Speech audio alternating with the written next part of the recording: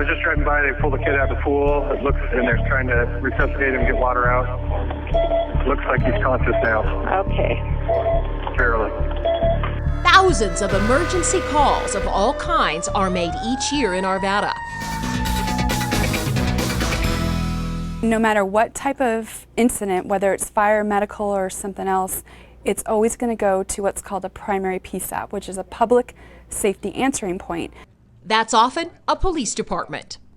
If they say anything that's fire or medical related, then they get transferred to Arvada Fire, and we're what's called a secondary PSAP, a secondary public safety answering point, and then we'll take the call from there. Last year, 10,000 911 calls were directed here to the Arvada Fire Department's Communications Center. What you should know is what to expect when you make that 911 call. Location is always important. Here at Arvada Fire, they're going to ask you, Arvada Fire, what is the address of your emergency? Because if we can't find you, then we can't help you. So it's important for you to be ready to give information, especially if you aren't familiar with the area you're in. Look for street signs or a building address. Then the next thing they're also going to ask you is the phone number, because upon occasion with technology, phones can get disconnected, especially cell phones. You can have bad connections, poor reception. They lost connection with the elderly female. She sounded like she was sick and needed help, so we're going to send them all. Dispatchers at the Arvada Fire Communications Office have multiple screens at their fingertips to sort information and begin the emergency response process. So this first monitor here is for the phone system. This is where the 911 calls come in, as well as non-emergency phone calls. And what happens when you call 911, this screen will fill in with some of the information we're going to need. Dispatchers turn to more screens to continue responding. If I need to contact other agencies, I have a way to do that. If I need to contact other people in our department, I have these other screens. If I needed to contact the PIO, for example, I have a way to do that immediately. Another set of monitors helps dispatch the emergency crews.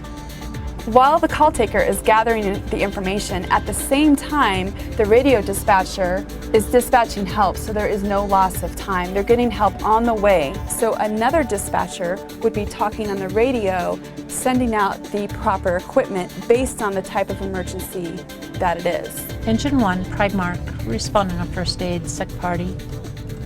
Unit number 222 at 11:40. If it's a fire emergency, the appropriate fire stations are alerted.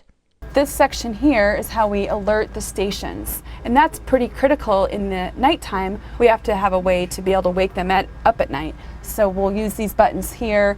It'll send off the lights and noise in their station in order to wake them up. If it's a medical emergency, appropriate crews are sent, and the dispatcher may stay on the line to assist until they arrive. We use what's called the National Academy, and that we use that for our medical and fire, and it's a great program that really helps our dispatchers be able to help people while the firefighters and the ambulance are on their way. They can actually give very important life-saving instructions. All right, well, we do have the paramedics on the way. Stay on the line, I'll tell you exactly what to do next. If she does start to seize again, I don't want you to start CPR on her. I don't want you to hold or force anything into her mouth. And I want you to move all the dangerous objects away from her. The Communications Center has other critical information at its fingertips at all times.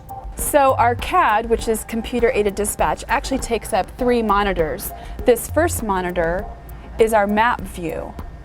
It shows the location of all firefighting vehicles, whether at the station or on the road. It also shows the location of fire hydrants in case firefighters need that info. There are thousands of them. At least 2 dispatchers are on duty around the clock. At times of potential greater need, such as around 4th of July events or bad weather, a 3rd dispatcher is called in. So, when should you call 911? The simple answer is when you think you need help. 911 should be used for any fire, medical related emergency. Even if you feel like it's not that much of an emergency or you view it as not a big deal, if you're concerned about it and your gut's kind of telling you that you need to call for some help, it's more than you can handle, then definitely pick up the phone and call 911. We don't ever want somebody to feel like they're being an inconvenience. We are here and happy to help. Arvada Fire, what's the address of the emergency?